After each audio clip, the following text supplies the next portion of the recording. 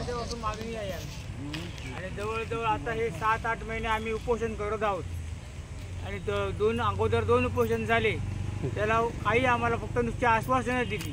लेखी काही दिलं होतं का तुम्हाला? दिलेला व्हिडिओ साहेबांनी आणि ग्रामपंचायतीने, पण तरी पण त्यांच्याने 1 महिन्यात करतो म्हणून सांगितलं, तरी पण त्यांच्याने काहीच केलं नाही. ग्रामपंचायत स्तरावरील याचा काही पाठपुरावा केलाय का सरपंच? त्यांच्याने नुसते पत्रव्यवहार केलेले आहेत आम्हाला. अच्छा. आणि कालची 13 मीटिंग झाली, 13 तारखेला मीटिंग झाली, त्याच्यात पण त्यांनी काय ठराव घेतलेला नाहीये आणि ठराव झालाच नाहीये. नेमकं कोण आहे जबाबदार याला? प्रशासन, ग्रामपंचायत जबाबदार आहे. तुमचं उपोषण ग्रामपंचायतीच्या विरुद्ध आहे की तालुका BDO? प्रशासनाच्या विरुद्ध आहे. आपल्या विनंती अर्जानुसार अनुसरून इकडून खालील नमूद तारखेला मोजणी काम केले जाणार आहे. हद्द कायम विरुद्ध गती दिनांक 3/9/2025 3 सप्टेंबर 15 दिवसात. हो. सदर दिवशी तुम्ही सकाळी 9:30 वाजल्यापासून गावाची चावडी, त्यानंतर कुकर मापकासोबत मोजणी करावयाच्या मेणबत्तीत जाऊन दिवसभर हजर राहून मोजणी कामी लागणारी मदत म्हणजे निशाणदार, छत्री वगैरे घेऊन मदत पुरवावी. मोजणी अंती अभिलेखा आधारे आपल्या देशाच्या हद्दीच्या खुणा समजून घ्याव्यात. यात आपल्याकडून ते आमचं प्रशस्ती मदत आहे. 3 तारखेला मोजणी आपण निश्चित केलेली आहे आणि आपलं सगळ्यांचं सरकारला त्यांचा विषय हा कामचा मिटवा. हो. 3ऱ्या साखळी 3रं उपोषण. हो. तुम्हाला मान्य आहे ना 3 तारखेला मोजणी? हो. नाही जाईल तुमचं काय जबाबदार कोण?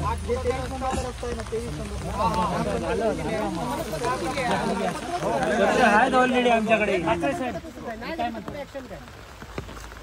जबाबदार कोण? होणार नाही. आता तुमचं सगळ्यांचं सहकार्य राहिलं ना 100% शक्य नाही झाली तर पुढे जबाबदार ऑप्शन तरी द्या.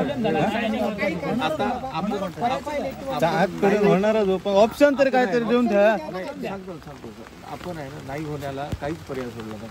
पहिली गोष्ट तुम्ही तुमचे आभार मानतो, मान्य केली, 15 दिवसाची मुदत दिली म्हणजे आपण कायद्यानुसारच करतो. दुसरी गोष्ट सगळ्यांना नोटीस जाईल, बरोबर. ग्रामपंचायतीची जबाबदारी ग्रामसेवकांची तिथे सगळ्यांना देते, बरोबर. आणि त्या दिवशी आम्ही पण पूर्ण तयारीनिशी तिथे येणार म्हणजे असं नाही की मोदी करून गेलं नंतर रेकॉर्ड बसवलं आणि नंतर तुम्हाला आधी दाखवत आहे परत नोटीस काढून, तसं नाही. त्या दिवशी आपल्याला आणि एक विचारायचं आहे, सेम डे तुम्ही काढणार की नाही? फक्त सेम डे काढणार ना? अतिक्रमण काय ते तुम्ही काय बोलले? 15 दिवस असेल तर सेम डे आम्ही काढणार मोजून. काय मग ते कोणाच्या अंडर येत आता? कोणाच्या? ग्रामपंचायतीच्या. मग भाऊ हे तुम्ही सांगा आता.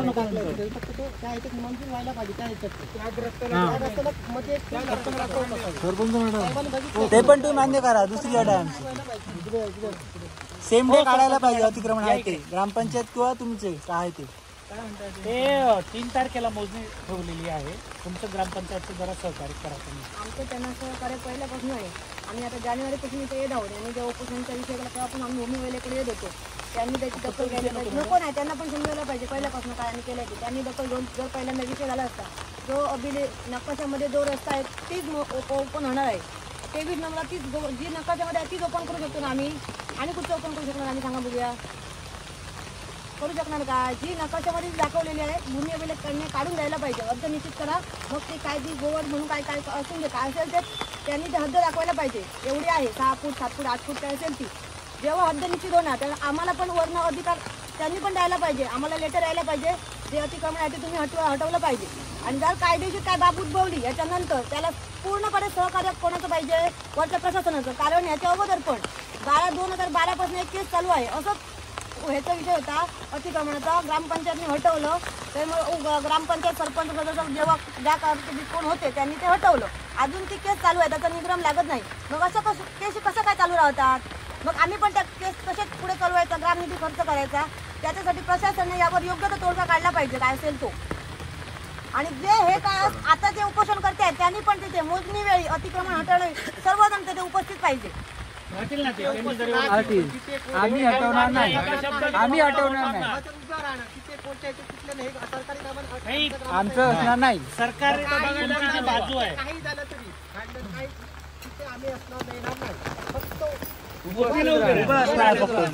तुम्हाला आम्ही मदत करू तुमच्या मोजणीच्या कामासाठी आम्ही असू पण त्या अतिक्रम हटवण्याच्यात आम्ही जबाबदार नसणार एक पद तो ग्रामपंचायत किंवा तुमचा प्रशासनाचा काय तो असेल.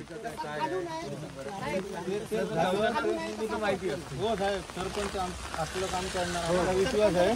फक्त तुमच्यामुळे काय अडथळा येता कामा नाही याची काळजी तुम्ही घ्या आणि त्यांना ऑर्डर काय ते लेटर वगैरे द्या काय ते काढून.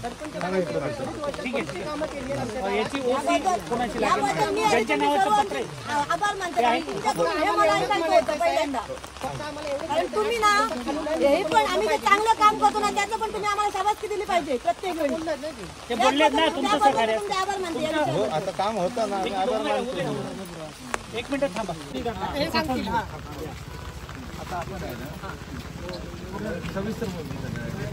दोन्ही साईड दोन्ही बाजूने असं नाही की एकाच साईड पैसे भरले काय ते आम्ही हे नाही 5 फूट रस्ता तो रस्ता ऐका रस्ता मोजताना व्हायसाठी आहे ना त्या बाजू घ्यावंच लागतं.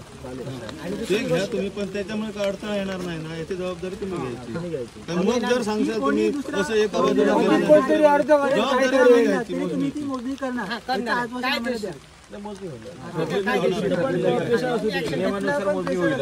आणि जर ते कारण नको त्याच्यानंतर जर नाही झालं 15 दिवसांनी होईल तर पूर्ण आतापर्यंत जो खर्च झाला ₹1,00,000 आणि ह्याच्या पुढे जो आमचा ग्रामस्थांचा होणार आहे तो तुम्ही शासन भरून देणार. सही केले त्यांनी ते नाव सगळं भरून देणार त्याच्या पुढे खर्च राहणार तो ते वाले होईल 3 तारखेला साहेब 3 तारखेला मिटून टाका विषय. ही सावडी आहे ही सावडीवर मी प्रसिद्ध होतो. काही करा आम्हाला फक्त रस्ता पाहिजे एवढंच आमचं हे आहे. बाकी आमचं काही मागणी नाही. आणि विषय सांगितलं ना त्यांनी काही विषय नाही काही विषय नाही त्यांनी कबूल केलेला.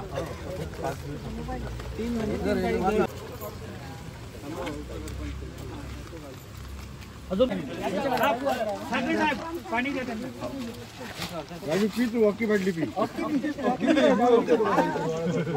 दिवसभर आता एकदम पिऊन घ्या.